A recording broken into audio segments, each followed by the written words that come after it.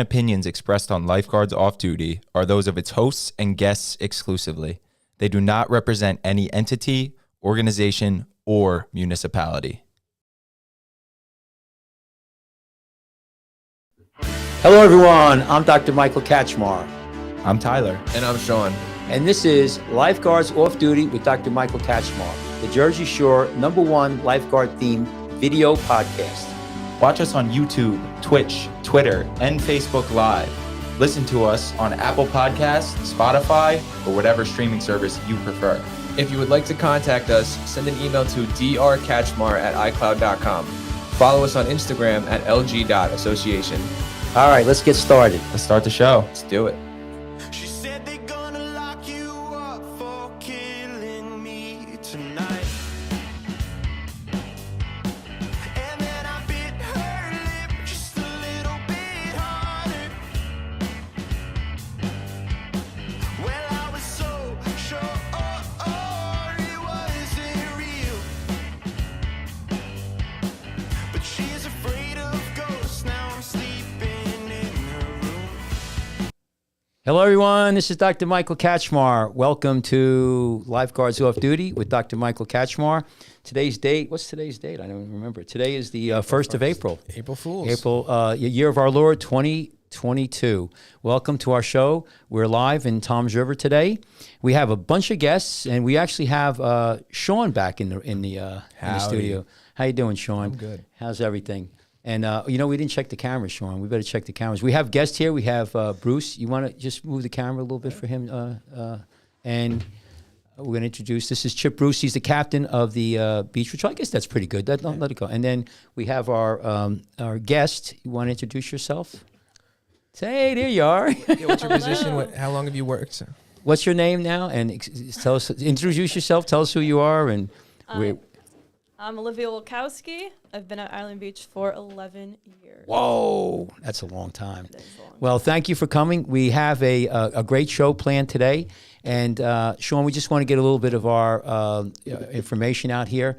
So we are Lifeguards Off Duty with Dr. Michael Katchmar. And we want to have you guys get a hold of us. We have different places to reach us. So we have here, one place we have is our association. You want to tell everybody about that? Yeah, LG.association is the Instagram we're using. Right. And we also have, I'm working everything here today, so you got to give it a little time. So this is where you want to get a hold of us. You also could get a hold of us at drkatchmar at iCloud.com. iCloud.com, which I can't even find it right now. But I'll give you my name here. And the other place to get a hold of us would be JerseyShoreFootandLegCenter.com. And that's a web page where you can land and you can send us information. And here is our other place. And this is drkatchmar at iCloud.com. People on the podcast, that's drkatchmar at iCloud.com. You could send us an email if you guys want to come in. Oh, listen, we have somebody saying hello. Corey, who's this? Who's this comment here? That is my fiance. Oh, wow. Well, thank you for watching. See that? See how the comments come up? Congratulations. Wow. Good support there. Wow, that's good support. That was quick. And we have these areas to get a hold of us. So this is a video podcast. We're on, right now we're going live on YouTube. We're on live on Facebook, and we're live on Rumble. We also will post this later on Spotify, Apple Music, and Apple. Everywhere you get your podcasts. That's right. So Sean, anything you wanted to say? We haven't seen you for a while. So where you been? What have you been doing? I've been in school. I've been working hard, people. I'm glad to be back. Glad to be on the show again. And if you notice, I don't know if you noticed, I've set all the cameras different now. Everybody's not orange anymore. Yeah. we worked on the cameras. My fake tan isn't on camera anymore. What are you doing to me? Well, we have these expensive cameras. So how's school? When are you done? Good. I'm done in May. I think May 7th is the last date. All right. Good. So we missed you. We really do. You know, we have the team here, and it's just been Tyler and I. So it's been kind of a little bit, tough. Well, we thank you for being here. So today we have Chip Bruce, who is a lifelong friend of mine. We worked in La Valette. We worked in State Park. He's the captain of the Island Beach State Park, and he's gonna talk about some of the new things that they have there, the new raises they have, and the new program they're going to have with the junior lifeguarding. We're all excited about that. We're a big proponent of the junior lifeguard programs. We have one in Seaside Heights that's really robust. Timmy Hartman, they have them up in Spring Lake. And I think that the survival of the the lifeguard profession is really, that's where it's going to survive, with getting these kids in there. Without it, I just think we're going to lose. There's not a lot of pools around here anymore. There's not a lot of swimming programs. Ocean County College doesn't have swimming. Rutgers doesn't have a swimming program. I don't know where we're going to get these kids. So, Rutgers doesn't have a swimming program? I hear no. I don't know how. Somebody could tell me about that, but I hear no. Wow. And it's not a priority anymore. So where are these kids going to learn to swim and learn to work on the beach? You get them when we got kids 9, 10, 11, 12 years old starting out on our beach patrol. Yeah. And you get them that young, and they get a little swimming experience. I mean, even if they just the summers, that's your pool. I think that's the future of lifeguarding, and I just think that's such an important program. And I'm really, really excited about what Chip has to tell us about the program that they've developed up there. I think it's an excellent thing. And so, Chip, without further ado, can you fill us in? So, what's the good news? The good news is we're Can't hear you. It's Sean. Can you just take the bottom thing? Yeah, talk now. Better? Yeah, I think this thing is loose here. I'm going to have to put a new one in. Yeah, speak now. Go ahead. Okay. We can hear you. Yeah. All right. So what we're looking to do is this is our first year for the junior lifeguard program. And what we want to do is use that, as you said, as our pool for moving forward. So this year we're going to actually hire junior lifeguards, and they're going to be a paid contingent of the beach patrol. So we're in the development stages of what the program is going to look like. What does that mean? Like a junior guard is a contingent part of your beach patrol? Okay, so they can't be certified officially through the USLA. So to be in an active guarding role, they really can't be that lead person. Yeah.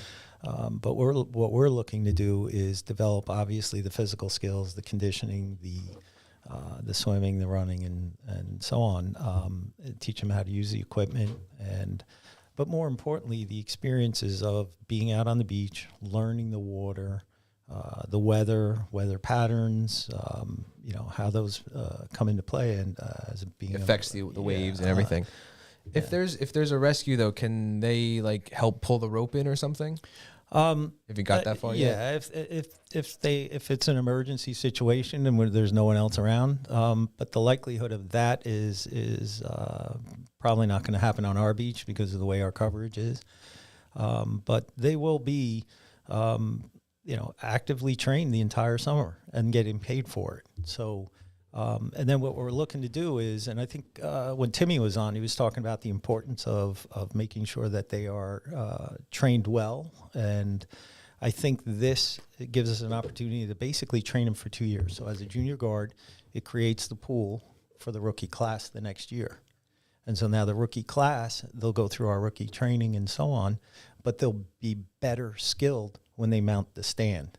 They'll be better educated. So they can start getting paid at 14 or 15. And then 16 they can become official IBSP lifeguards? So they'll go through the training program, the rookie training, and so on. At our beach, and I think most USLA beaches, there's a minimum number of let's say, retraining hours that every guard has to do for their recertification.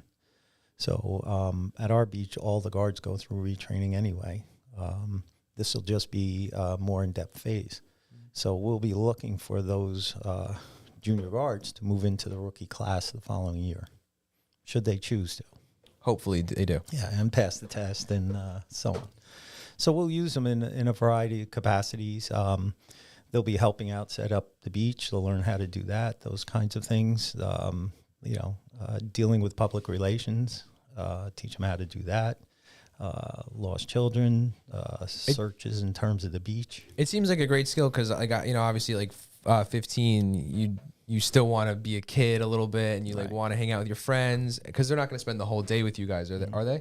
Well, we're talking about how we want to do that right now. Right now, I think we are going to set up like a rotating calendar, but we're thinking some half days, some full days. As we move them through the summer. Let me ask you a question, Chip, because this is something, this opens up a lot of interesting things. So you could pay a child, you could pay somebody 15, but not younger. Right. So you're gonna in your program, you'll accept younger kids though.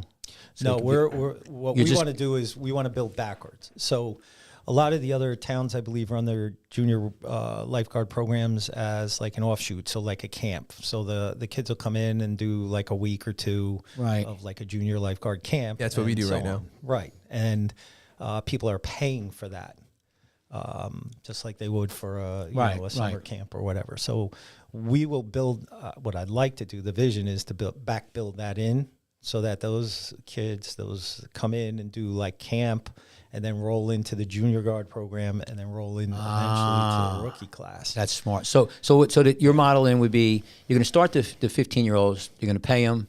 You're going to have a certain amount of kids. Whatever the program is going to be developed, it'll be developed into. And then once you have that solid, then you're going to start having the younger kids come in as a camp scenario. Right. And then they'll feed into that, which gives them the incentive to come into the camp. Right. And then the kids who work there and do very well, then they become lifeguards. Right. That's great. I think I tell you, that's a great model. Yeah, that seems really great. I mean, and then my big thing is it's not a knock against the rookies, but they spend the entire summer. Obviously they go through rookie training, rookie camp, school, whatever we want to call it, and then they spend the entire summer really learning how to manage the people, how to read the water, and it's not really until I want to say till the end of the summer that they really start to get it. So by using, my feeling is by using this model, coming in as junior lifeguards, they've already had a year of that. So we're ahead of the game as they enter the rookie class. So it's almost like your freshman team moving up to your JV team. Yeah. And then your JV team moving into your varsity squad. So that's the vision. We're hoping it works the way we envision it. Well, I think that's a great. I think that is so good, and I think that, like I said, we're going to have other programs here discussing junior lifeguarding. We're going to bring one of our guys in who, deals with it, Steve Van Heis. We have, I think, sometimes 50 to 70 kids. It's crazy. I mean, how many people we have. It's always been like that. And we've had quite a few lifeguards who came onto our program. And it's a lot of fun. It takes a lot of time, but it's a lot of fun. And it's great for the community. We have a party. We give them shirts, and they get a bag. And you see the kids walking around. They come back every year. They still got the shirts and stuff, junior lifeguarding. And the lifeguards love it. Some of the young kids just enjoy having that time with the teaching these kids. So it develops that whole enthusiasm for the beach. Right. And we're going to get Timmy Hartman in here and other beach patrols. I really want to have a bunch of programs, shows to really highlight it. And if anybody's out there who wants to develop this, we'll give them some ideas. Well, one thing I want to talk to you about, Chip, is what about now? The other big thing that is really amazing, and I think it's going to benefit all of us, is the pay scale that you guys have now, that the state of New Jersey has developed and put forth in your beach. Can you tell us a little bit about it and what the numbers are? So I can give you some of the numbers. The junior guards will be making $16 an hour. When you say, 16 really? Guards, 16 an hour. How old do you have to be? Can you be like 65 and be a junior lifeguard? Yeah, I guess. All right. And which is a competitive salary, especially for kids just learning the craft. So the junior program, they'll start at $16 an hour. Wow. And then our starting pay this year just went up and just got approved because there were a number of years, and depending on what beach you talk to, you're behind this beach, behind that beach. This beach is ahead, and so on. But recruiting and drawing in the kind of caliber, people that you want to be lifeguards. And especially with the hazards that go with the job, you have to pay them. So this year, our rookie class walking in the door, if they're hired, they pass the test and the interview and so on, they'll be making $18.50. Wow. That's really amazing. Which is a far cry from, you remember the days what we started at. It was like a couple dollars, like two something. Yeah, I think we got like $20 a day. Yeah. You know. Jeez. So let me get this. Let me just appreciate this. I'm going to sever this because this is really. I don't know if everybody realizes how important this is, because this is really now. I see this on one of several things that are happening with lifeguarding. It's becoming to a point where we are now being recognized as a serious entity. We got guys like Jerry Faulkner down in Miami, which, you know, the Miami Beach Patrol is like, you know, par on Soleil. I mean, they are unbelievable. You got guys like Timmy, you know, Hartman, and, you know, now you, and not you, but you got, we're professionals, you know, Seaside Heights. I mean, we run a tough beach. I mean, we have, so now I think people are starting to see that, and now the pay is coming in. That demonstrates what, you know, these kids are worth, and that's really should be. Let me ask you this: with the 1850 starting out, what about, you know, the rest? Like like say if you're a 7-year guard now, what would that? How does That'll that? be, Like, you I know, forget roughly. what our spread is, but it'll roughly go up. There's a bump of at least 50 cents per year increment. We're still kind of finalizing the top end. But what happened to us, and probably to some extent some of the other beaches, when they initiated the minimum wage increase, and you had to have it in place at $15 an hour by 23, I think it is, or whatever. Yeah, I did this. Just to interrupt, but the seasonal, we did have a carve out, just so you know. So I think it's at $13 an hour now. Yeah, but that's still affected because during the season you could have a full-time job paying 15. Right. It is, but we're not. So So it's what happening happened anyway. was we, you know, the state had a graduated increase for all, let's say, seasonals. And then what happened is, so let's just say Liv starts as a rookie this year, and let's just say she was making 13. And then the following year, because of that schedule, the rookie class coming in would get 14, and she's a second year, and she's making 14. Right. So it created some bubbles where, you know, it was hard to keep people. The incentive to stay was like, okay, I didn't get I got an increase, but I'm still making, you know, bottom dollar, where I can go somewhere else and make more money. So this is all going to bump up now. So everyone across the board is going to get some kind of increase, in that schedule, which obviously we have, I think last count, 20-something applicants that are going to come take the test, which is what it was like years ago when you had that enthusiasm about just being a lifeguard.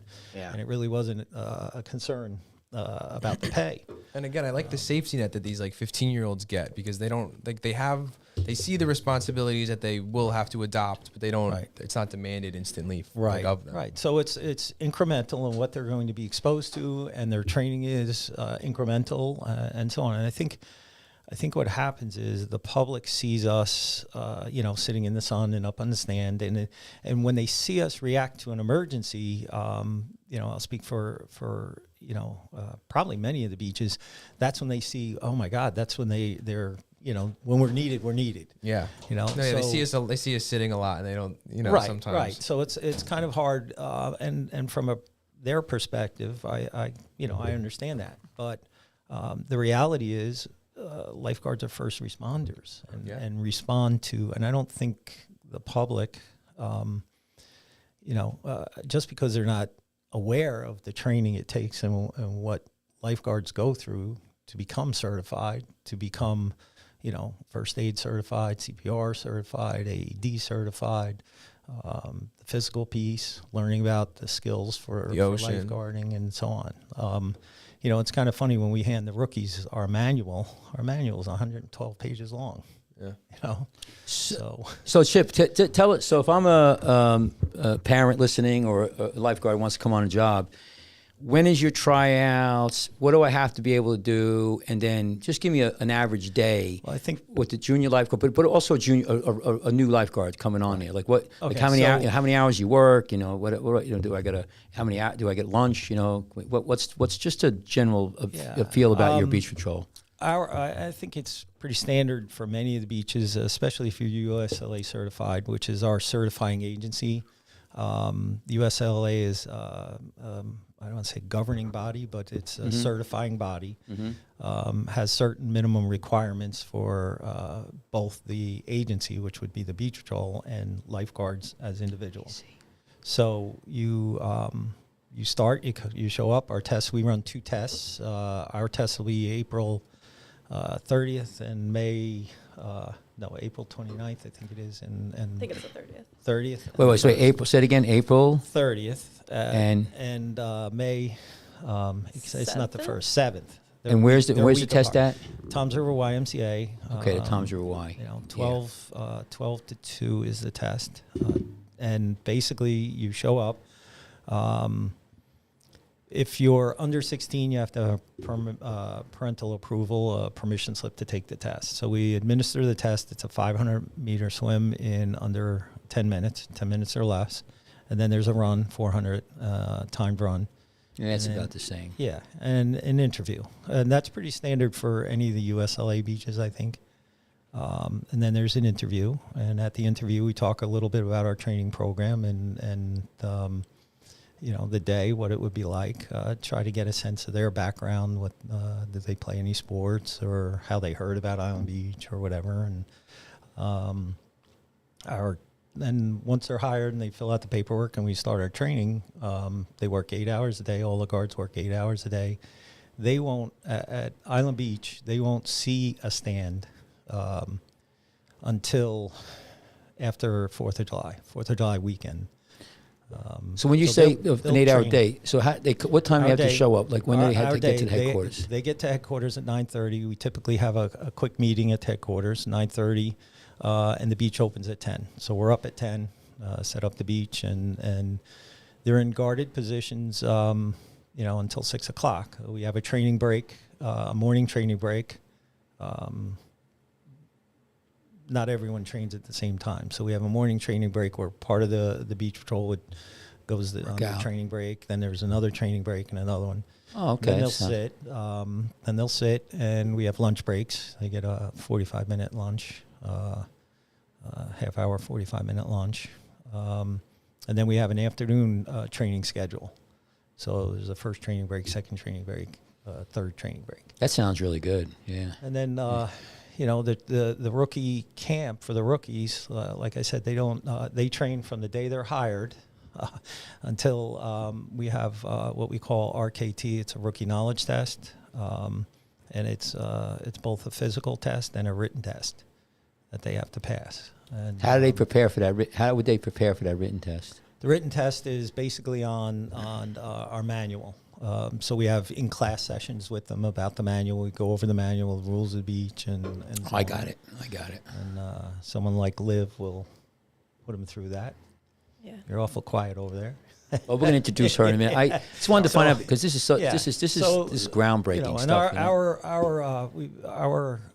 our training program, like many of the beaches, but we pride ourselves on our training program. No guard sits our stand without going through our training break.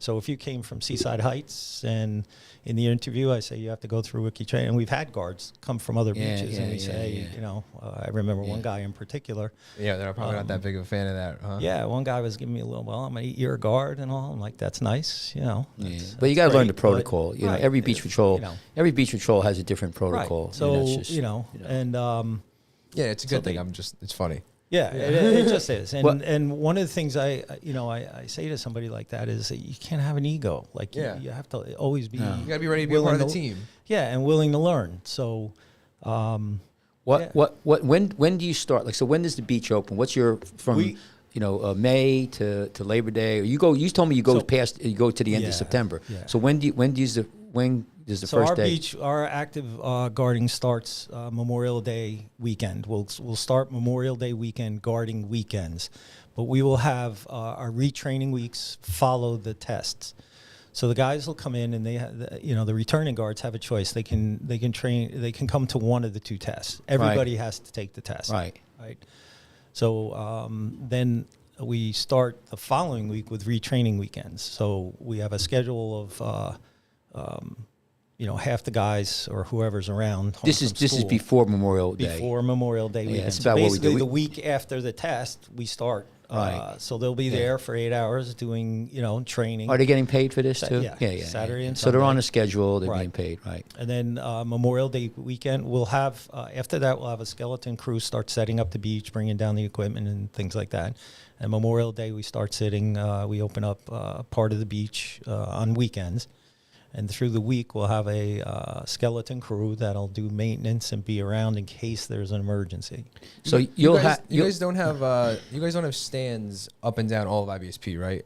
No. Yeah. So how does that go? Yeah, how does that go? 300 and But let me before you, before you, Okay, what? but wait a minute. Let's finish this one thing before. So you guys, because this is important. A lot of beaches want to know this, and we like for us in Seaside Heights, we start in the first 1 or 2 weeks. Toward the end of May, we're setting up everything, and we're full blown every day. Memorial going forward. But you guys do just weekends for the June. Like how does it work? Like we open up part of the beach on weekends, and we have a skeleton crew around through the week. And then on the second weekend in June, I believe we open up full swing. okay, And then the southern swimming area, which is down by Tysa Shoal, that'll open up 4th of July weekend typically. okay. So you stagger it, Yeah, and and you go how long to the other end? we run right through to Labor Day, a full beach operation, and then after Labor Day, we shut down half the beach, which would be basically the second half of the beach. We have the 2 pavilion areas, so we call it South Beach. South Beach would close, and then North Beach would be open right through the end of September. Okay. Usually, through the week, there's not too many people around, so we'll Start have a weaning down. very small crew on, and then the weekends we'll have a fuller crew. Let me ask you this: Do you guys pay overtime, or you don't need to have that because nobody's gonna? How does that work? Because we pay overtime, Yeah. or time and so it's time and a half overtime. So I just want to some extent, we don't. It's on an as needed basis. So there are nights where we have we're a crowded beach, and we're going off duty at 6, and if we the officers and I talk and we deem it necessary to keep some people on, then they would stay on, and just kind of they're acting in a response mode. They're not actively guarding. Yeah. They're just response. I want to make this point because I think this is something, you, Chip and I been, together for many, many years, and we've been lifeguarding together. We're not together, we don't hold hands or anything like that. But we have all our colleagues. Now we're Seaside Heights, you're State Park, you got Lavalette, you got all these beaches. And I want people to understand that, every beach here is great to work for. It has its unique flair. We may work more days, but we don't meet, we don't have the $18, but we have but we pay overtime. You guys may do tournaments, we don't do tournaments. We have a different kind of crowd. So every beach has its flavor, and you have to really look at what you want. I don't know if necessarily, like everybody's like, oh my God, you guys are going to be $18 an hour. But, not everybody may want to go to your beach. Right. Maybe they have other, maybe it's like if I live in Lavalette, I've probably going to, even though it's not as much money, I might want to stay there because it's my town or whatever. But my point is that every lifeguard out there, or whoever is looking at this, they should really evaluate it, not just for the money, but for the what the environment, what kind, the officer staff. I know, Chip, that's a beautiful place. I mean, they got air conditioned locker rooms. I mean, that's a beautiful place down there, and Seaside Heights another thing, Lavalette's another thing, up north, the Spring Lake. But I think we all have to understand that just getting onto any beach is unbelievable. You got the ability to save somebody's life.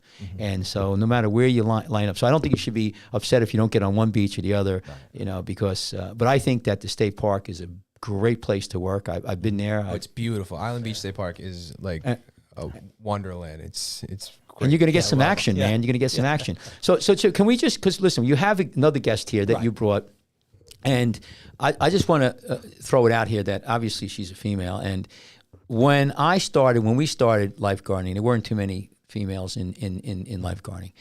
And as it grew and to where it is now, some of the beach shows are 50%, half are women. And the level of expertise as lifeguarding is unbelievable.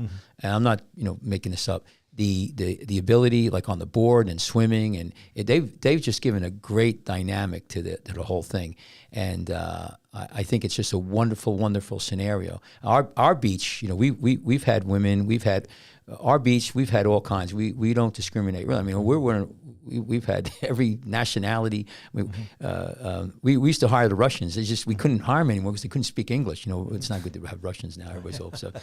But I think that women have definitely added a new dimension, a good dimension. And so why don't we say hello to our new guest, and if you can introduce yourself. And thank you for coming, number one. Well, thank you for having me. And if you could just tell us, you work for the state park. Like, how did you get there? Like, what were the things that you how did you go in a junior lifeguard program somewhere? Where'd you come from? Like, how did you get there? So if you let us know, just give us that information. I grew up in Toms River, so very local to the area. Swam for high school. All of my friends were like, "Hey, Island Beach is hiring. Let's all go there." What high school did you swim for? I swam for Toms River North. Okay. So we have a lot of north. What was your specialty? The 500. Ooh, freestyle. Yes. Ooh, distance. Distance. Oh Good boy. for the ocean. Yeah, that's what I was. I was a distance. Of 500, and not too much 1,000, but 500. So go ahead. So you weren't there, and then Yeah, tried out. Didn't get hired at first. yeah, it happens It's sometimes. actually me a too. funny story here. Go ahead. Yeah, what happened? Yeah, what happened? So I wrote a letter to the captain. And by I mean I was 16 years old. My mom helped me. My mom wrote it. Was the captainship at the time? It was. Oh. Oh wow. We wrote this nice email. We sent it to him. And I guess one of the rookies that were hired dropped out. And he called me up. Wow. The position. Wow, that's a great story. And Do you Yeah, remember? it is. Do you remember what you said in the letter? I do No, not. or the email, I should say. I You don't do. remember? I What was do. it, Chip? What Tell did us. she say? It was very well written, and I was very impressed with the email, the way it was laid out, and how much she really wanted to work at the beach, and how dedicated she would be to the program, and so on. I was like, wow. This is pretty impressive. So she was the first one I called, and the rest is history. Wow. So can you tell us about the first day, like the first day that you went in, and how it was, and what your experience was, and did it meet all your expectations? Well, you were young. You started with 16. Yes, I started at 16. I was just very excited. And I had a lot of friends that were older than me that were rookies prior, so I kind of knew what I was going into. Didn't know the extent of it or any of the tests involved, but very excited. Went there the first day. Loved every minute of it. Couldn't wait to go back the second day. My mom used to tell me that she would think I was coming home from summer camp just because I enjoyed it so much. Yeah. She used to threaten me, saying she was going to call up the state park and tell them to stop paying me. I like that. That's great. That's great. So so you kept on working, and the first year, do you remember anything that any kind of rescue or something memorable, or the first time you got in a boat, or like what was something the first year that you could that's really sticks out of your mind that you remember? Anything? We took our test right before 4th of July. So my first day actually sitting in the stand was on 4th of July. Ooh. And I just remember it being packed. The park had closed. And being on the stand is a completely different experience than going through that training. Mm-hmm. And I think that's what's nice about the program that we run. You do get a lot of weeks of that training and the physical aspect of it and learning different scenarios, but you also need that experience too. So then being able to sit with other guards, we usually have 3 to a stand. So if you're a rookie guard, you get to sit with 2 older guards, and they get to teach you, as well as the officers will come down. Yeah, one of the things that I try to teach the lifeguards, it's funny, you think about it, it's just, to, because we use whistles. Everybody knows we blow with a whistle, and we get some of these new guards and go, Yeah. like, Well, I gotta teach them how to, right? What was teach them how to whistle. Give them. Liv can tell you what her first day of training was. What did we do? What was your first? My thing? first day, Cashmore tried to drown me, teaching you like what happens when you try to get a victim. I tell everybody. Well, you know how I am, Chip. I'm like, well, the guys, I like these, the guy. If he's not telling you these guys are a little cocky. I'm like, all right, come on. There's all this old guy. So I swim out there, crepity and everything, and then I get him out there, and Yeah, Talks and about then like the rescue procedure and stuff, and then just tries to pull you under. Right. Yeah. well, not So Yeah, we do a quick little, well, not a quick, but we spend a few minutes, a little bit of time talking to them about the program and what to expect Yeah, and so yeah. on. And, some nuts and bolts. And then what's the first thing you do after that meeting, Get your whistle. right? And then what? We go on a hop, we call it. Yeah, hop. What's that? What's a hop? 3 mile run Ooh, yeah. right out of the blocks, 3 miles. And then Do what? you run down the because I worked. Let her we, tell you. She'll Yeah, tell you. tell me. So yeah. Yeah, we start roadside and progressively throughout the training season, I'll call it. We alternate sand, road, sand, What's the road. first thing you do when you get down the Tices there, A7? Yeah, so the about first a mile day? and a half down, we stop. We walk over to the bayside and we have them practice their whistles. Ah, okay, good. And they realize that it's actually pretty hard. If Hard. you've never blown it before, Yeah, it's pretty yeah, hard. yeah. And they have a homework assignment. They have to go home, go in their closet, and practice. 10 times. in their closet. That's great. I love that. But it's really true. Like I'll get up there and I'll show the kids and I try to tell them you gotta, if the wind's blowing you gotta I try to tell them, then have the other lifeguard stands blow the whistle. When you're sitting on the other stand, you should intuitively know, well, listen, the wind's blowing down that way. I got to help those guys out because their whistle is going to go the other way. And it's not just learning how to get that sound out there. It's learning how to get the volume, but also how to get it out there and direct it. Did you miss rookie training? Absolutely. Yeah. That's one thing that I think if you poll most of our guards, especially when they come back the second year and they're not so as involved in the rookie training, they're like, oh, I miss it. Yeah. So you learn to whistle. You're running. What about the board and the boat? Like, how'd you guys get into when did that all come about? Well, usually in the morning we do the runs, and then we'll go onto the beach and we'll learn a new skill. We usually start with just free torps. Okay. We go into lines. We have a couple days of rescue boards, a couple days of kayaks, and then we get into the boats. You guys push you guys have how are you on the board? So you guys push the boards. You have a protocol trip, or you just we it's graduated. So their first couple of days we spend time talking about the water entry and practicing that, and then we go to the torps, both the can and the tube, soft torp, and then we progress to the boards, and they do a few things with the boards and then the kayaks, and then eventually the boats. But it's graduated. Right. Now, what do you think about swimming a rope can out? How do you like that? Nobody likes that, right? No, it's tough. And we make them swim at first without fins. Yeah. Oh yeah. Yeah. Nobody likes the rope. It's especially you always think somebody's pulling it. So Or you feel like a worm on like the end of a hook in the middle of the ocean. Yeah. The rope can is definitely.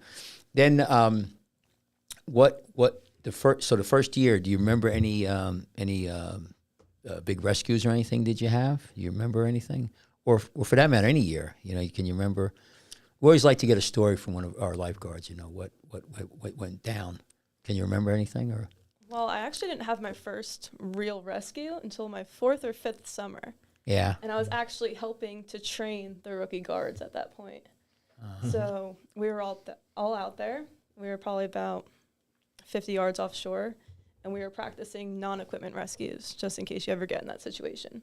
that's a good idea. Yeah. I look over about 10 yards to my right. There's a little boy struggling. Did exactly what we were training the rookies. Grabbed him, brought him in, and the rookies were just like, that's what we're supposed to do? And we're like, yes. Yeah. So when you say dovetail that when you talk about a non-instrument rescue. So that's an interesting. You teach that. That's something that we try to. We always say don't try to go in without something. But if you're a lifeguard and you're trained very well, it's certainly doable. Can you? One of you guys want to expand on that, because I think that's a great thing to talk about. Like I say, for us, when we talk about the general population, we say, listen, never go in with a flotation device. And for that matter, if you can, you want to bring a surfboard or obviously something. But when I like the pool lifeguards and when they teach you the regular lifeguarding, pool stuff, it's grab somebody, bring them in. So how do you guys teach that? What do you teach them to do, and how does that? You want to talk about it a little bit? So what would, if you were going to train me or a rookie, new kids this summer coming in? How do you train them to do a rescue without any equipment? Well, the most important piece is to make sure you don't get too close, because if you don't have any equipment or any barrier in between you, if they grab a hold of you in the wrong way, you might go down with them. So you want to make sure that you keep your distance. We teach them how to reach for their right hand and spin them backwards. We use our hip to kind of propel them out of the water, and one of our arms will be over on top, and we kind of grab them around their chest. And then we use our hip, use our legs, and we the sidearm focus, swim. as Liv pointed out, is to make sure that equipment is always better. But in our situation, we spend a lot of time training them on non-equipment things because of the nature of our park. You know, if they go on a run down the beach, you know, they could be, you know, a couple of miles down the beach and not have anything, boogie board, anything. And so we spend a lot of time working on that skill. Hoping they never have to use it. Yeah, it's tough. And, I can remember times where I'd go out and I'm the lead can and you get to the victim and then there's another two victims and one's about, maybe 10 feet, 20 feet, 30 feet to your left or right. And then what do? I've tried to drag the person with me, Right. And say, come on, kick. And, and the guy's going down. It's hard. It's a tough scenario. And, sometimes we had one where, you're going out, there's three victims. We always talk about, 3 in a row and there's further out and there's one in between. And, you could theoretically drop your can off and then go for the further one. It's a tough decision. Right. So I'm not going to sit here and tell you what's right or wrong, but I think it's good, smart, to train how to make a rescue without equipment, because that's another tool in your box. Right. And we spend a lot of time on that skill. But you bring up a good point. One of the things I think we start the first day, right, telling them that we need thinkers. We don't need robots. Because a lot of what we do in terms of the training, the mechanics of utilizing the equipment is almost robotic. Here's how you take the torp, here's how you present it to the victim and so on. But the reality is you'll be in a situation where it's not textbook. It's not going that way. And so we want thinkers. We want them to be able to think their way through a situation that, like you just said, the typical rule is first out farthest, but you may have to make a decision, like you say. So we need people who, and that's one of the points I think we emphasize in the training, is we need people who can think their way through things. And that's what I say to these guys. Sean started on the beach when he was younger, and he could attest to how many times I tell these people, I say, it's dynamic, it's fluid, and you have to really think about it. So like when you're going out on a rescue, let's just say you're coming down on a cover, you have a can, and the rescue's going on, they got 2 or 3 people, and now you're running down and there's 2 or 3 other people in trouble and they're spread out. What do? You got to go in, obviously. There's no rope. They're further away. Now you got 3 people. I can't tell you exactly what to do, but if you could corral all 3 of them onto a can, that's great. But if you can't, then what do? And somebody could be having a seizure, and it's difficult. And we've had times where out there you have to think, and that's the toughest thing. That's why I like training and competition, because what competition does is it forces you to think when you're gassing. When I say gassing, when you're hurting, it is. It's hard to think when you're sucking air. When you're sucking big time air, man. But you have to think that way. And the other thing too is I tell these guys is when you're swimming out and I'm going on a rescue, or I'm even working out in the morning, I'm always stopping, looking back and forth. I'm checking the beach. I'm listening for whistles. And that's something that we all talk about, is the minute you step on that sand on that beach, your radar has to be zoom, zoom. And you really can't just sit there and lay on your laurels. If you're out there riding waves, as soon as you get in, ride a wave, you get up, you check things out. People look at me, they go, "You okay, Mike?" I'm like, "No, I'm just making sure." Well, Liv will tell you. There have been times when we go walking up the beach, and it's first thing in the morning, and you'll see all the older guards start taking off for the water, and all the young guys are standing around like, "What's going on?"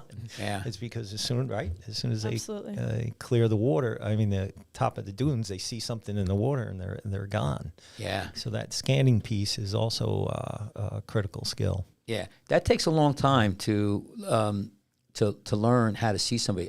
So I'll ask you the question. You said your 4th year you had a rescue.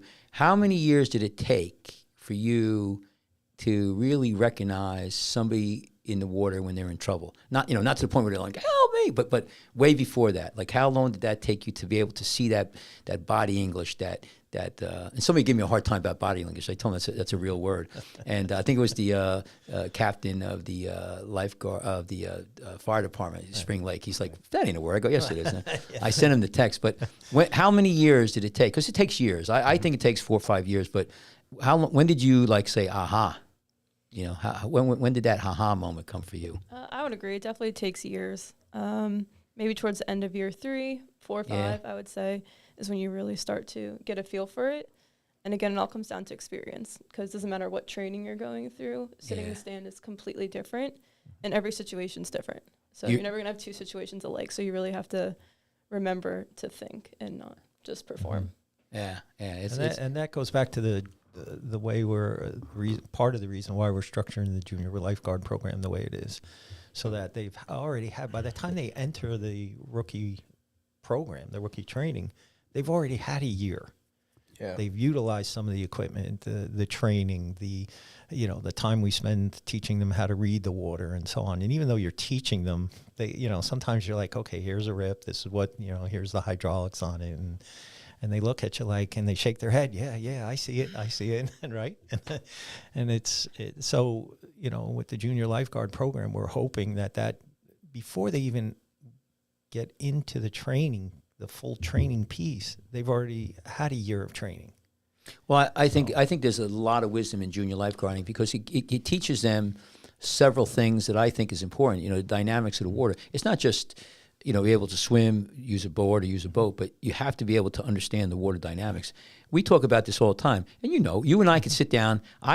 I'll come in and I'll say, I guarantee today is going to be bad water, and you're going to make rescues. I'll put $1,000 on it. We know. Like in Seaside, I know on a Sunday afternoon when it's going to be 85 degrees, low tide is at 3 o'clock, light northeast, 3 to 5, 3 to 4 foot swells. We're going to have our hands full.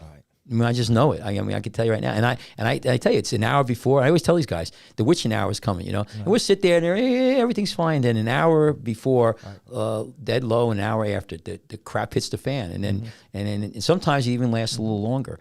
And, that's why the sooner you learn that, we don't have to tell you that. And that's a hard thing for people to understand. Some people never get it. Right. We have had lifeguards. We had one guy, he was a rescue swimmer for the Coast Guard. Great swimmer, unbelievable athlete. But he just, after 4 or 5 years, he still didn't see the people in trouble. Right. And what are you going to do? He is a great swimmer, but I think he was willing to go on the rescue. Though. Like I know who you're talking about. He was willing to go, but he didn't know. But a lot of times he didn't see it. Yeah. But that's that kind of thing comes with time and experience and so on. And I will say, and Liv, you may interject any time, but I think that's part of what the women have brought to lifeguarding, that attentiveness to detail and that attentiveness to I don't want to say the guys don't watch the water, but I think the women watch the water in a different way. Are you saying the women are smarter than us, Chip? Is that what you're saying? Maybe politely. Are we kind of like No. Are you talking to my wife? You might agree. But I think would you how do you feel as what do you think that the women have brought to our beach? I'll speak for our house. We're pretty split even, right? We almost have about half the guards being female. I tell you what, I don't. I'm as you're talking right now, I think about all the girls that we had on the beach, and I could tell you, all the girls that we've had were very. I don't want to use the word aggressive, but they didn't take any shit. They ran their water, and if there was people in the water who didn't listen to them, I've seen a couple of these girls square off with 3 tall idiots who are drunk, and I'm like, and I think that evolution, that transition, but about depending on the year, but almost half, right? Almost half. We've expanded the female locker room, but I think they bring a lot to the. Yeah, I think they bring a lot to the plate, as you say, or the program. and I think they balance things out. Maybe that's a better way of saying it. They balance out. I think you guys see this difference more than we do. Like, it's just kind of like it's just like what it is to us, honestly. We kind of grew up like that. Yeah. Yeah. Yeah, our beach. You know, we've had. Well, I'm sorry. Again, When I started, many years ago, I started in Lavalette, and there were the women didn't sit the ocean. There were 2 women actually that came up to the ocean. One gal's name was Michelle, and she was good, and Joe and Jack's sister, Julie. Oh yeah. Yeah. And they were, I think, I think they, if you want to call them the icebreakers in Lavalette, they were the front runners and transitioned open to the ocean and all. But we're very proud of our women. They go through the exact same training, right? Yeah. There's no differentiation between your training for anyone, right? None at all. And I think on the testing phase, I think over the years, some of the women, I'd say a pretty high percentage of the women have done better. We have the RKT patch, and I think it's probably split pretty evenly with women. Pretty evenly, right? yeah. We get like I said, every beach is different, and our beaches, we have a tough crowd. I mean, I think you guys probably have it. I think down South Jersey too, there's some really tough beaches. You got a big crowd, but we've always had women, and we have returning one of our lifeguards. She's just got into law school. She made some big rescues last year, the year before. Oh, yeah. So she's pretty good. I think it's very positive, and I'd like to encourage more girls to come and join the program. They're welcome. There's you got facilities like your facility to accommodate them. We in our beach, we have places for them to shower and everything. We're trying to expand our facilities, but we're pretty good. And I think it's just a great add to the program. And now your junior lifeguard program is going to be unbelievable. I'm really excited for you. Yeah, we're excited. We're looking forward to it. Olivia, are you teaching Are you in charge of the junior guard program? Or does she know yet? Do you know yet? Who's gonna? She doesn't know yet. Oh. She'll be an integral part of it, the training of the program. Hey, Chip, I want to ask you something before I forget. What so you guys have the beach down in Taisha Shoal on the ocean, and you have it on the obviously on the other pavilions. Do you guys ever talk about having anything on Taisha Shoal on the bay itself? Because we have bay lifeguards. No idea. No. Doesn't for a lot of reasons, but just the it just doesn't. That's not in the cards. It would work. Just we don't. We really focused on bringing that southern. We call it the southern swimming area down there because all of the interactions in terms of, the people park their boats and they walk across Fisherman's Walkway. So it's not like a little kiddie swimming area. That's not what you have. No, so that's right. There's no real area for swimming if you think about it off the park. Even though people do it, but like Taisha Shoal, there's so many boats and people do swim there and they get run over by boats and it's too dangerous. Just the way it's laid out and so on. So no, there's never really been Yeah, I know in Seaside Heights and Lavalette, they've been having a lot of problem with boats rafting up in their bay beaches. Right. So now both towns, all the towns have legislation that they put out, and I think they're going to have police now in boats patrolling, and they're going to tighten that up because just for the reasons, there's it's just getting too crowded, and these people with the boats, they're rafting up. There's they may not be. They're throwing the waste material over, the water, right. And then also they're swimming. There's drinking, so I think you're going to see a tightening up of that. Yeah, I didn't think there was any place to swim. We have a little beach on our bay. It's we put ropes out with buoys, and it's for kids to swim.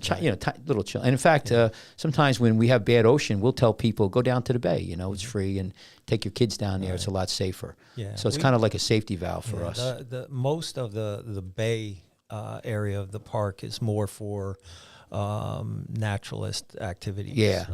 We have kayak tours and things like that. Clamming, stuff like that. Yeah, I go down there clamming all the way down. So there's sand flats down there. So that's pretty good. So now This year, what are you looking forward to? What do you think? You're going to be working this summer? Oh, absolutely. And any expectations? Like, what are you thinking about? You hoping it's going to be a nice warm summer? No hurricane surf? No, I'm looking forward to the motivation of the kids, especially hearing that we have over 20-something applicants. Yeah. You're That talking is about the junior is- lifeguarding now. Yeah, well, both rookies and junior lifeguards. We have never had that many. Yeah.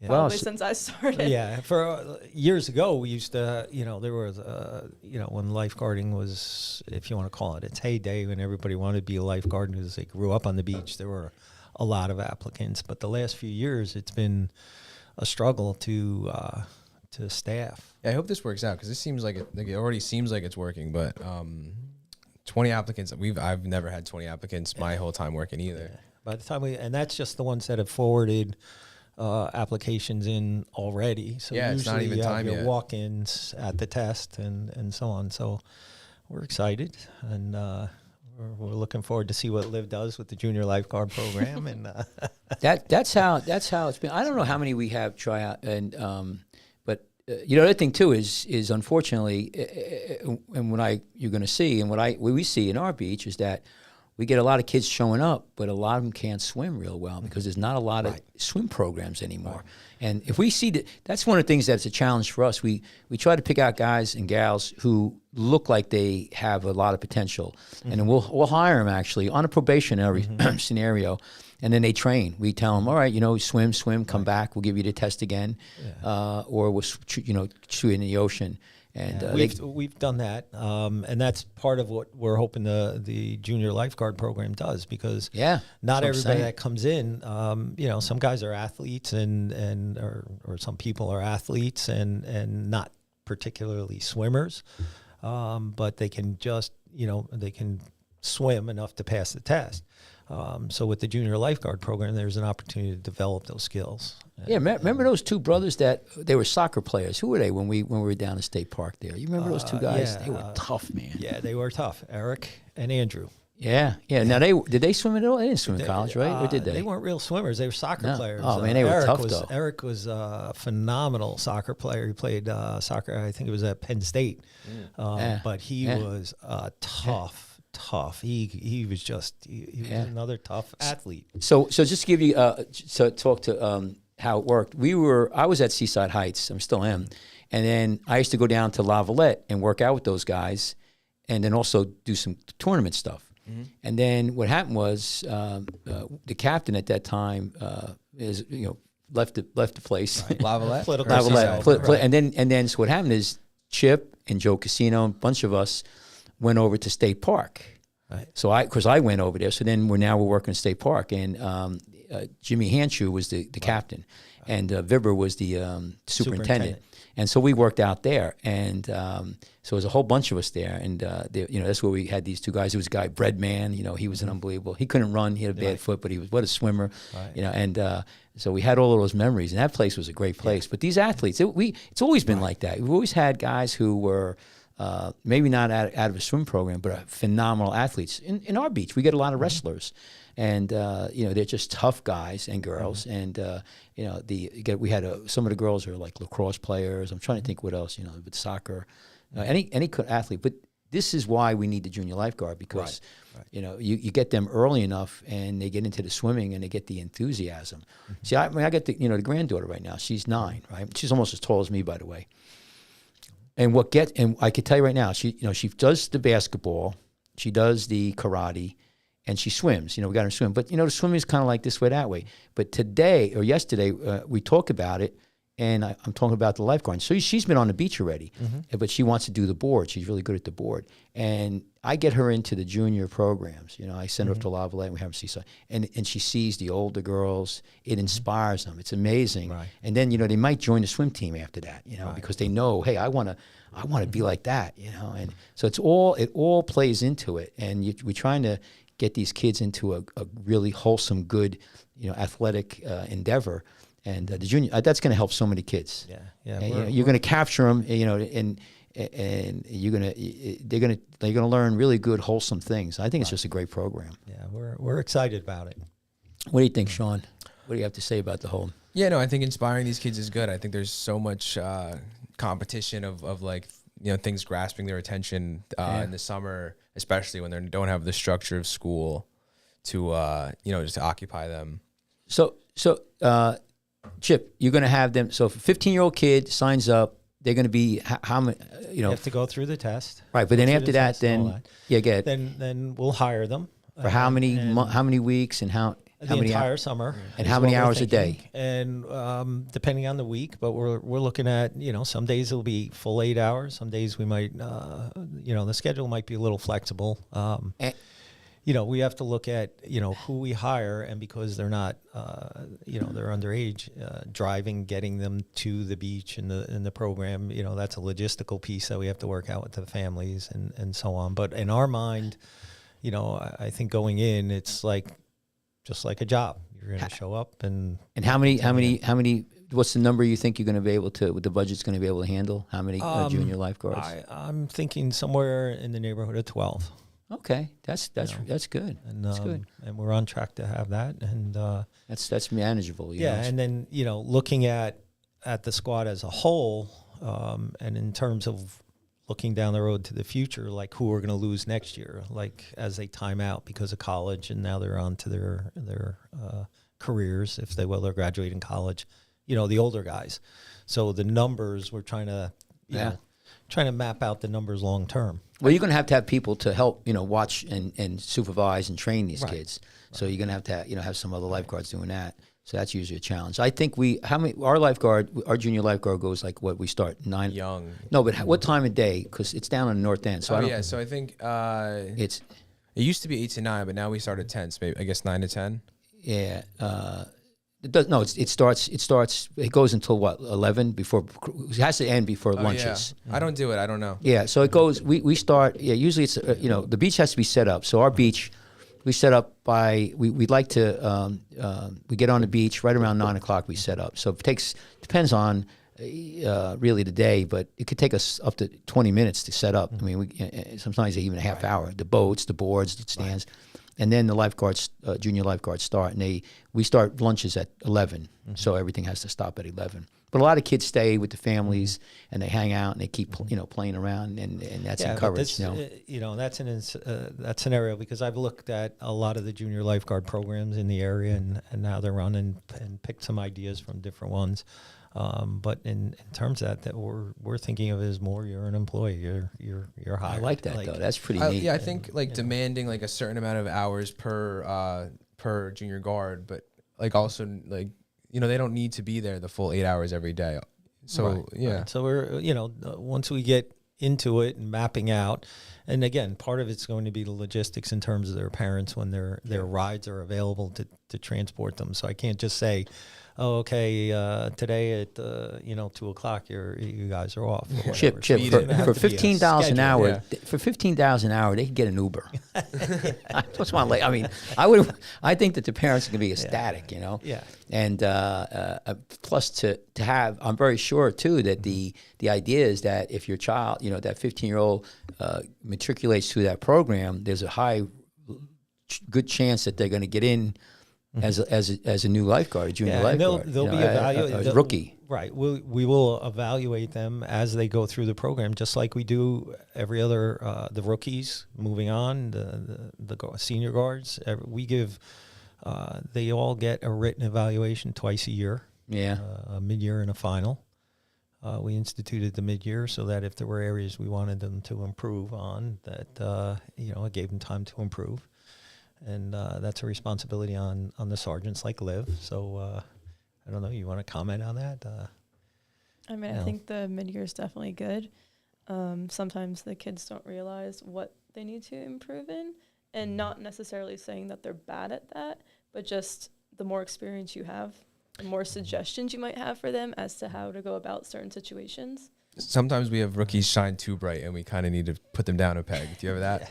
Occasionally? Occasionally, yeah. yes. Yeah, one of our rookie of the year, he blew out his knee. He was I don't know if I told you this, but I don't want to use his name, but I think I know him. Yeah. Scotty. It's Oh, not you don't know his name, but yeah. So he Where did he went? I forget what he was a heavy, He's a Division D1 1 wrestler, Yeah. yeah. Anyway, he blew out his knee, but it looks like he had surgery on it. He's going to come back. He's going to be great. I But didn't he know was unbelievable. There was something else I wanted to ask you. With these kids coming up. See, I think that you have a unique situation, Chip. You're out there in state park. There's no houses there. Nobody lives there. So you have a unique situation. You need to do something to bring on junior lifeguarding. Like in Seaside, we get a lot of local kids. So I mean, we're not. It's easy. Same thing the other beaches. Although Lavalette, don't have that many. It waxes and weans. It depends. But I think that that's what you needed to do, and that's a really good move. And I think you're going to develop a really good program there. And like I said, we're going to get Timmy back in, or Timmy's people from Spring Lake and Seagirt and up that area. I'd really like to see how everybody runs their program. We could talk about that another program, but the mechanics of it. I don't do the junior lifeguarding. Like I said, Steve Van Heist on our beach, and there's a bunch of other lifeguards. And I know they have it structured different things, and they get them on the boards, they get them into swimming, and they teach them technique, and like you said, how to do a rescue without equipment. And but I can see some of the kids. I go down there because I'll have to go down there with some equipment stuff, and some of these kids are like, I don't know, 5 years old, 6 years old, and it's great. They get and you can see them, they're playing around. I think they lose their interest. In about Focus. 30 seconds, but they're still, you can see sometimes they lose control. They're just all over the place. But it gives them that incentive. And some of our best lifeguards came out of there. Nico and we really love it. I like to laugh at Steve because I was a park JLG, so just to make fun of him. I don't think a Seaside Heights JLG won Rookie of the Year yet, so I just like to dig at him with that. Yeah, you see again. Hey, Chip, do you guys have any for people who are looking maybe to go to your beach? You guys have any? So you still do tournaments and stuff, but do you have any internal tournaments like Lavalette? Remember we do around the West Point Island, we do Mosquito Island, we do a mile swim. What do you guys got? Depending on the year. The last couple of years with COVID and things like tough, that, we kind of. But we have inter squads. I can think of a couple of years back we went pretty all out. It was we're divided up into squads. There are 4 squads. Guards are assigned to a squad, and a sergeant. And you guys were what? You're not Piranha. You were Islanders, right? Oh, so you have 4. So they all that's have great. a name. That's and, great. They all have a logo and so that's on. great. So, that's great. And we we do inter squads. A few years back, we went pretty crazy. And what do you do? What do you do? Like what's some of the events? We've run it different ways. We've done it on like Sunday mornings. We've had one event would be like the paddle relay or the swim relay on different days, and then I think one year we went all out and we had it at night. We had after work. Wow, like a real mini serious tournament and stuff. Wow, that sounds. So like we've done fun. it different ways, but we do the inter squads and. Everyone has squad pride, right? You can talk a little as an Islander. I think sometimes promote the Islanders. Sometimes the inter squad challenges get more competitive than the actual lifeguard tournaments. Oh yeah, that's good. You're seeing each other every day. Yeah, the officers go. They get a little enthusiastic, right? A little competitive with each other, and then they get their squads going. And we have a whiteboard in our headquarters, and we keep score. So that's what's behind you, the whiteboard. Yeah. See, that's what I like about competition, especially even if you don't go to the other beaches, you have inter squad competition, and when there's a cold day or you're tired or the ocean's a little bit snotty, you may not go in, but then you're saying to yourself, I got to get in there, I got to train because they're training, and it gives you that, makes you take that extra step and. The old adage, get up in the morning, Right. And I think that's really a really good part of that. And it makes you, and when you get the competitive edge, then you start, it translates all across the whole area, who could pick up things, who's working on the beach, it increases the level of excellence, I think, so that's great. It's a lot of fun, right? They start scheming in the tower, planning and scheming their order, who's going to swim. And I think my favorite challenge we ever did was a swim, row, swim. It's the Ironman. Well, that's swim, though. Swim, row, swim, or Swim, row, swim. So you had a partner. It was like a box. So the boat was waiting out at the buoy with one partner in it. One partner started on the beach. So that partner had to swim out to the boat, jump in. Like a boat pickup. You would row horizontally or parallel to the shore to the other buoy, and then the other person had to jump out and swim. That's a nice race. That's I like cool, yeah. that. That's a good one. That's a good one. That's we've that's a done- lot of fun. We used to do the Ironman, you know, row, swim, and paddle. But so you have 4. So the way you set up your beach trip is you have 4 squads, and then each one has a sergeant, or Liv, go ahead. and It's and on then, Liv. Go ahead. and so you run. How many people are under you? Like you're a sergeant. So what is you have an area, and how many stands do you run or Each control? squad will cover 3 stands.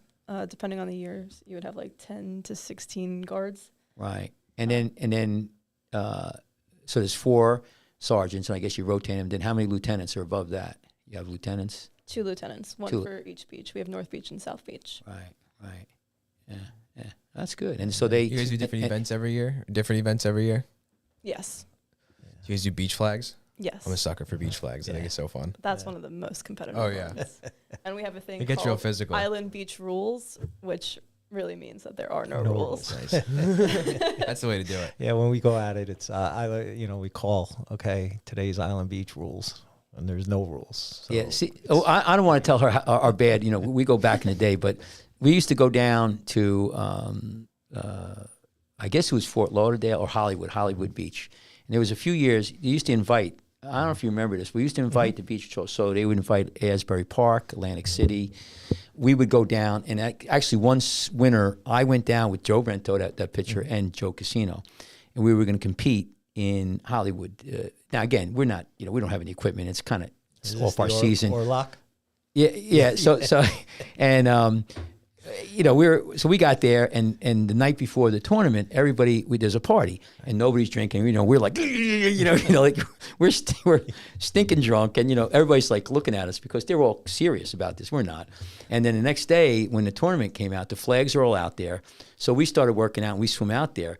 And if the flags they have like in Lavalette, we used anchors, but there they had blocks. So what we did is we went out there, and Joe Rento swam down to the bottom, picked up the block, and moved it in about 20 feet, right? Wait, so we started competing, right? And we were like, tying for last place, but still we were, it didn't look embarrassing. And then we had one where, like you said, there was a pickup. So you swim out to the buoy, and you wait there, and it starts off the beach, and then it's a relay. And so I remember when we're sitting out there, all the other lifeguards are there, and I'm like in about 20 feet. And they're like, "Is there something wrong?" I go, "The boat must have dragged on one of the relays." So when you talk about no rules, years ago, lifeguarding was kind of like the tournaments I'm talking about, competition. They were a little bit, a little shaky around the rules. They do. You guys, when we do it, we put out the roster, and then they have a draft, right? You draft the We do guys. have a draft. Yeah. That's fun. Top secret. Yeah, top secret. I stay out of it. I let them handle it. They go up in the tower, and they sit there, and they hold the draft. Now, Chip, you guys, we have a what we used to call a lobster bake. Years ago, we actually used to come with a bulldozer, dig a giant hole, put rocks in there, burn it, and get the rocks hot, and then we put about 200 lobster, put seaweed, put a big tarp, and then have this lobster bake. Now we have it catered and everything. We're all now sophisticated, but we have that, and then we have a banquet. So what do you guys have? You guys have something like any kind of like maybe pizza night, or like how does it? What do you guys do over there? So tell us. How do you guys? Do you guys have any kind of like like a banquet or a midsummer party or awards or? We do have a banquet at the end of the summer with awards, and it's usually held at a restaurant somewhere. Sometimes we've had it on the beach, and we've had food catered. Oh, that sounds like yeah. And we'll give out 5 to 6 awards depending on the year. We do the rookie barbecue. Yeah. Following their rookie test, when we call it earning their reds. They can't wear the reds until they earn them. So once they've gone through their training and passed their training, we have a big barbecue, right? After it's pretty exciting, right? It's a nice night, and then we do a lot of social events just together. Yeah, we'll go to the movies together. We like to organize sports, whether we're playing soccer one night, volleyball. Right. What's Pete and Elda's? Pete and Elda's night. What's the do you guys have like a rookie of the year, lifeguard of the year? So how does that work? So tell me. So the awards we'll give out What are they? Yeah, what are the awards? So for rookies, you can get Rookie of the Year, or you can get the RKT award. So Which is what? RKT stands for Rookie Knowledge Test. So that whoever performed the best of the rookie class on the test before they sit. We have the Beach Pride Award. We have Officer's Choice Award and Lifeguard of the Year. And then depending on if tournaments are going during the season, we will give out a tournament MVP. Now, the Lifeguard of the Year, how does that, like, what would be some of the things that a lifeguard would have to do to become a Lifeguard of the Year? Like, what would be some of the, like what outstanding? How would you pick that? If you're trying, when you go to vote for the Lifeguard of the Year, I guess you all guys vote for it. Right? Yes, we do. So what do you look for? Like, what do you, a big rescue or just somebody who's really passionate? Like, what if somebody won Lifeguard of the Year at Iron Blade State Park? What would you tell me that what is the essence of that individual? Why they got that award? It goes to someone that's always willing to better themselves. They never think that, oh, I'm the greatest, I have to stop working. They're always working as hard as they can, and they kind of instill that mentality in the younger guards as well, and they teach them to perform in that way. So, look. Right up there. Yeah. You guys show mine, Lifeguard of the Year. What year is that, 95? 93, it looks 93? like. When were you born? 95. That's Lifeguard of the Year? Yeah, we have Officer's Choice. Right? And Yes. talk about that one. So Officer's Choice goes to someone who begins to think in the officer mindset, and someone that we believe might be able to control the beach if one of the officers has to step away for some reason. Ooh, I like that. Yeah. I like and that a lot. it's That's a like good the one. Precursor to becoming an officer. It's someone that we all mutually respect at I don't want to say at our level like we're above them, but just in terms of our experience and as Liv said, that they could step into our position and in our absence and things would be fine. Yeah, that's an important thing. And, Chip and I, when you become, officers like us and we're running the beach, we could have somebody who knows the water, is a great lifeguard, made big rescues. But when we look at him to make him an officer, you got to be responsible. Yeah, and we've had officers, guys or gals that we made officers, and I come in and they're out there surfing, and nobody's monitoring the beach because there's big waves. And you got it. Yeah, and I'm very right. And as Liv said, it's the officer's mindset. Yeah, that's a great thing to start. Perfect way to put it.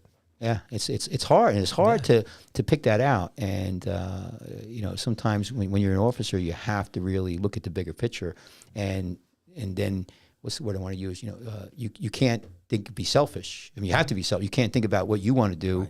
Right. There's days where I want to work out, and I can't. I have to sit up to headquarters and man the phones and watch everything. Right. And or those days when the waves are just perfect to go out and, and you're sitting there and you're like, I gotta get this done. Yeah, well, it's even worse for the captain. That's what these guys don't realize. And Beach Pride. Yeah, Beach Pride. So what's the Beach Pride one? What's that about? It goes to the most enthusiastic and motivated guard of the year. And is that sometimes the youngest one, or is that sometimes the older? Like how does? Because I would think it's the younger ones, but is it sometimes the It varies year to year, but I would say it's usually second or third years after they've come back from their rookie summer. They've loved it so much and they're really ready to go. Yeah, I have fine memories of State Park. I'm very lucky because I worked at La Valette, I worked at Seaside, I worked at State Park, and I can tell you all of these three beaches have flavors. It's try to tell the difference between strawberry, vanilla, and chocolate. I mean, you really can't. They're all really really sweet. And that's one of the things that makes lifeguarding such a unique occupation, job, whatever experience. For me, I just call it an experience because. It's the camaraderie, the brotherhood. No matter where you go, we sit here. You're from different beaches. We're all really talking the same thing. Yeah, that's why, like on a busy day, we look around. I mean, we know like at State Park is probably busy. Island, Seagirt, Spring Lake, and of course, when we hear about a tragedy, it kills us all. And these things that happen with lifeguards this summer, it really brings it home. And I've been dealt with people, and you dealt with people where people drown. So it's a real serious thing. That's why it's a lot of fun, and you have the ability to save somebody's life, but you also have to understand that it's not just working at Wawa, Right. and you're making a sandwich. I mean, this is and that's that's one of the things that is probably the most important part of lifeguarding is having that understanding of how serious it is. It's I always tell the guides, the guards, that it should be fun. Lifeguarding should be fun. yeah. But in the end, we have a job to do, and our role is to make sure, I'll speak for the park, everybody that drives in that gate goes home. Yeah, and when you say that too, it's a serious job, but it also has serious rewards. Mm-hmm. Where else can you save somebody's life? Right. And then you're working outside. You learn. There's a lot of things you learn when you become a lifeguard. You learn about the ocean. You learn about the weather, the wind, and people. And that's a big thing too. People. These kids, like Sean came on, and we deal with people every day, and sometimes at their worst, sometimes at their best, and it gives you a really good understanding of human nature. Right. And you walk away from that place, and you're really, it changed. And you also discipline, because you got to get up in the morning, you got to work out. There's days where the water's cold, you don't want to go in. It's kind of big ocean, you might be scared. You push your limits. And we had one girl. They called me down one day, and she was on a stand, and she's a good swimmer. Mm-hmm. And she wasn't that, she was probably in her 20s, she wasn't like 16, 17 years old, and she was scared to go in the ocean. Just whatever happened. She wasn't and I sat there and I said to her, I said, listen, it's not that bad. And I said, we'll all go out. And like 3 or 4 of us, we went out with her. We got past the break, and then when we're out there, she's like, yeah, she goes, thanks for taking me out here. She goes, and she just never had a problem, never looked back, but she was scared. Right. And not just because of women, there's kids like that. I remember one day there was a lot of seaweed in the ocean, and we were doing buoy swims, and the one kid, he was like shaking. I'm like, are you cold? He goes, no. He goes, I thought I seen a shark. I go, that's seaweed. And they're swimming out there, and they're seeing the seaweed, and they're so scared that they're choking. They're like drowning in water that they should be able to swim through. So that's why but once you get through that fear and same thing with the boats and the boards and making the rescues, you're changed forever. I think. So that's a great thing, what we do. So don't be scared about somebody drowning. The benefits are outweighed by any potential downside. And that's a great point, because I think one of the things as an older guy on the beach is seeing the, I don't want to say excitement, but seeing the realization in a young guard when they've just made like a serious rescue, something where that had they not been there, that person would not be alive. Seeing that realization in their eyes and their face and so on is kind of rewarding. I think for myself anyway, in terms of, wow, okay, the training worked. They're there. They have that realization that person, I saved that person's life. It's a good point. And we had it this summer, and so we have, in the morning we're training, and then we had this one kid, his name is Jack, and he's 16 years old. He's going to love this story. No, I don't like this story. No, it's a good story though. So, but I'm going it's a real name, Sean? No, it's not. No. So during training, I actually told the kid not to let anyone swim, and he did. He was in the training, he was getting beat up pretty good. He was, having hard, because he was winded and he was really falling behind, and but that was it, and so we finished training, and then during the day we had some big rescues, and he was on the beach and he was doing a cover. I'm changing the story a little bit, but basically a woman was going down, and so I don't know who it was. I saw him, and I just like go, and he went, he saved the woman's life. She was going down, and after it was all done, I sat down. He came out on the stand. I talked to him. I said, you just saved that woman's life. He's 16 years old. I said, you're 16 years old, and you just saved that woman was going down. And it was a cover, and whether or not I would have got there or somebody else would have got there. But what was interesting about that morning, he was struggling to get in and out. He swam like Mark Spitz. Right. And I said to him, I said, where'd that come from? Right. Because he had to do it. Right. And he turned it. It was like where your car is turned over and like a little you could lift up the car. Right. And I'm telling you, I even get goosebumps talking about it now.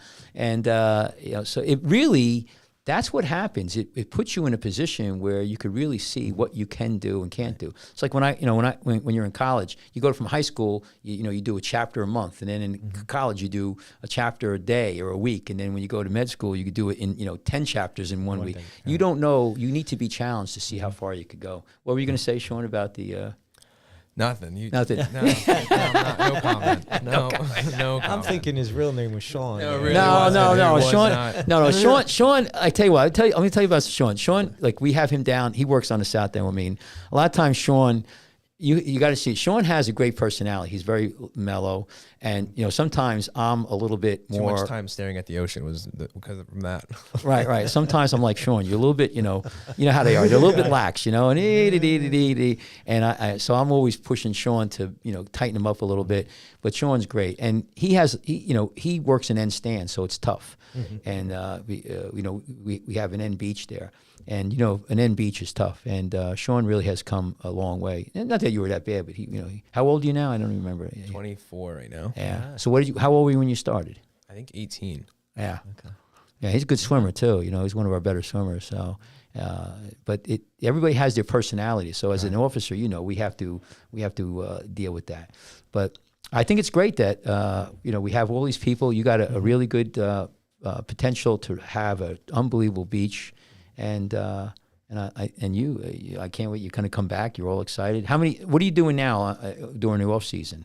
I'm a teacher. Oh, that's great. So you're going to be there forever now. Oh, absolutely. What do you teach? What do you teach? What do you teach? Biology and chemistry. Oh, that's great. That's great. That's great. She's a good catch.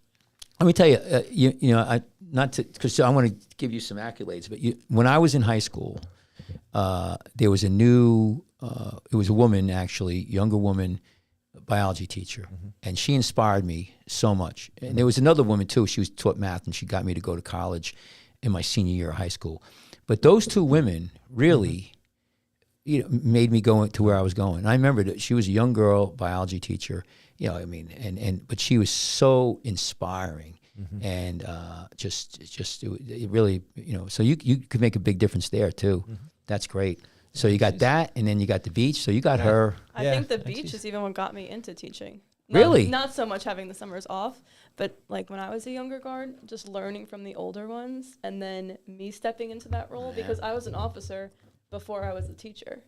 And I wasn't always going for teaching. So I think being in that role and being able to teach the younger ones, I was like, wow, I really like this. It's really neat to see someone like Liv blossom, from her rookie years to her rookie year. I think she said, what? 2 words used all to summer? tease her because she said, I think 2 words to me the entire summer. And then over the time, she proved herself to be a great guard and great asset to the program.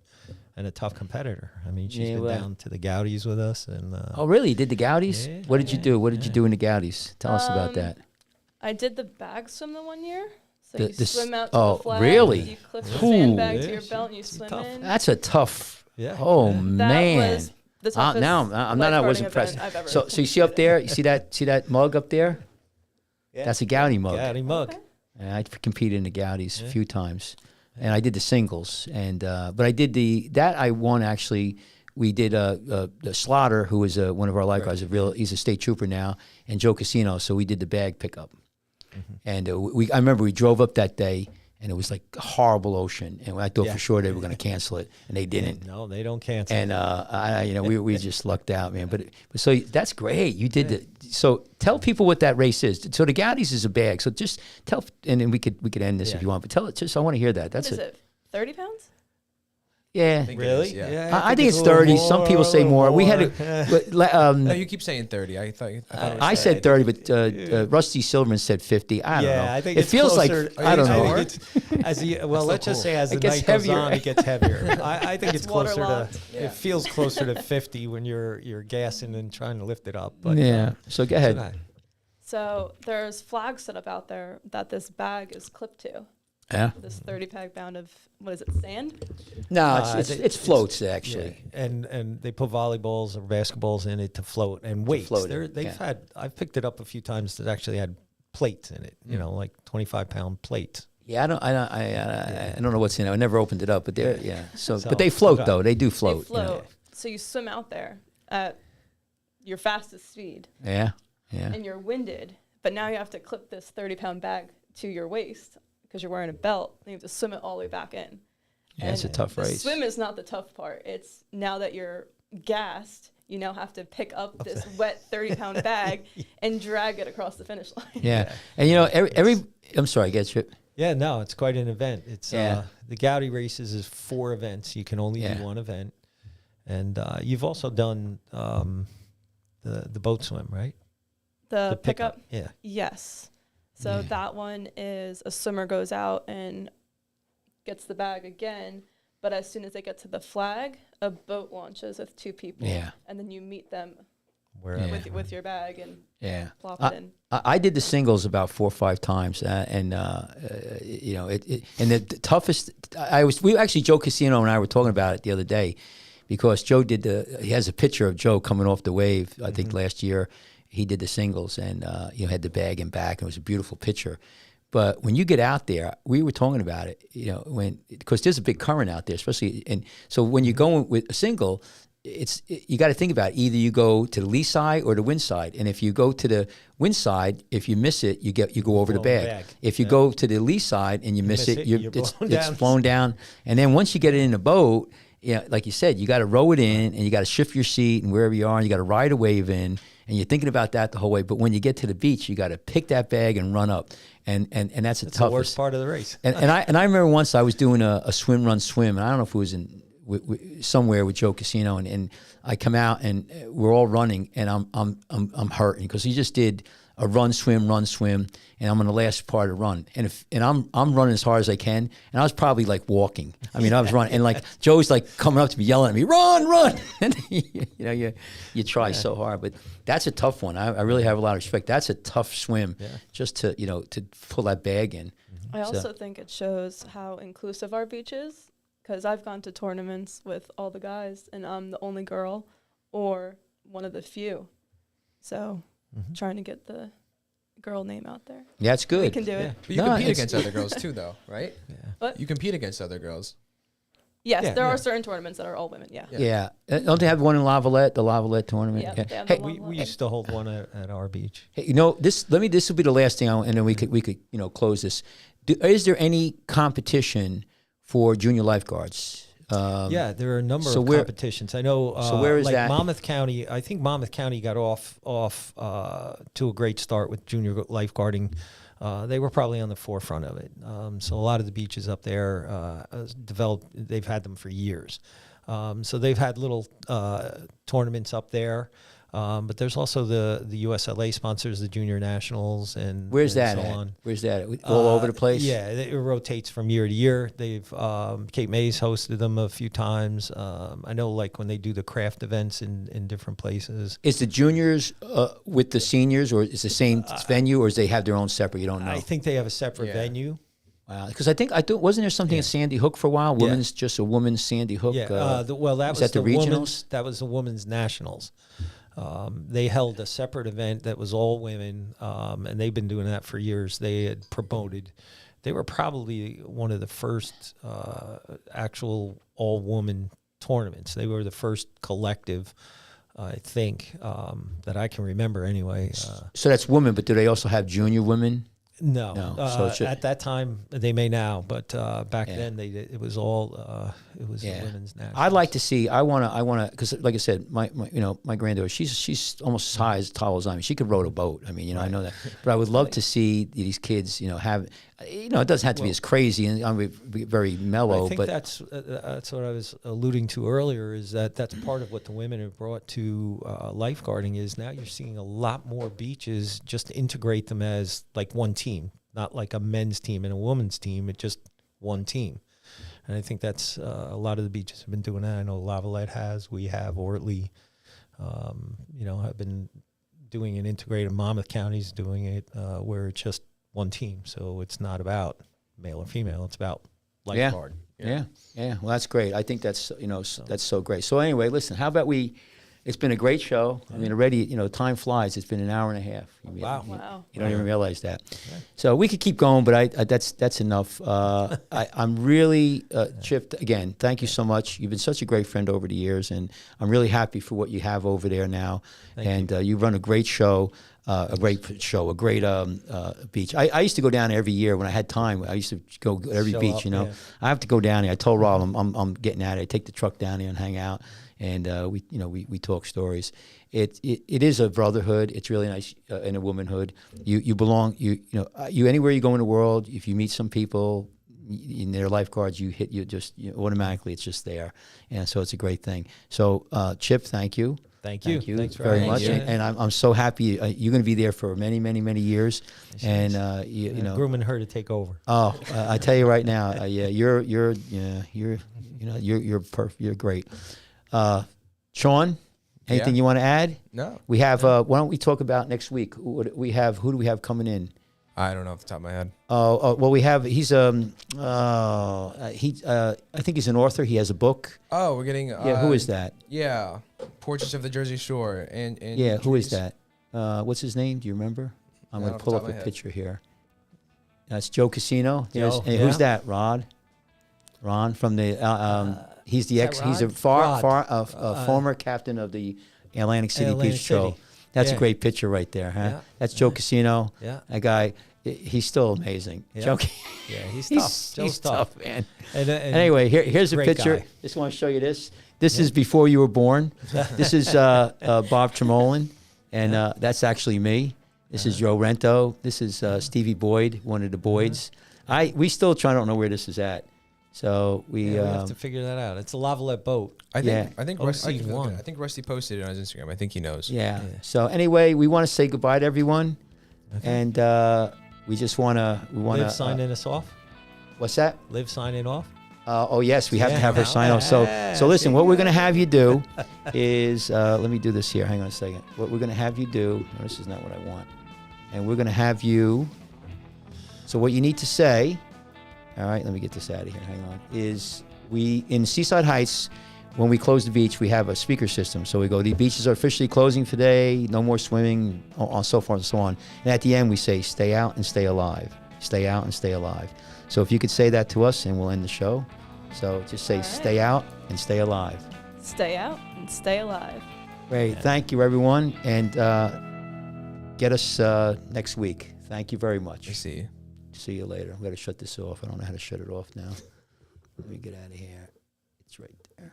Thank you, everyone.